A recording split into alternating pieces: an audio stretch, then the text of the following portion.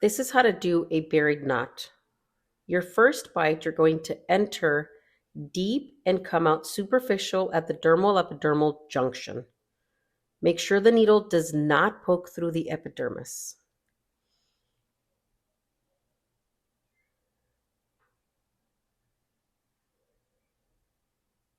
The second bite, you're going to enter superficial at the dermal epidermal junction and exit deeper. Keep both sides symmetric and at the same dermal level. Before tying your knot, confirm that the two free ends of your suture are on the same side. Now tie your knot. Because of the deep to superficial and superficial to deep bites, the knot will naturally sit deep in the dermis.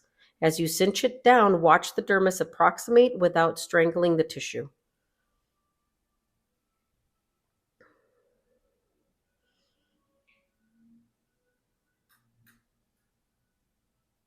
Trim the tails short so nothing protrudes through the surface. That's your buried knot. Secure, hidden, and ready for your epidermal closure.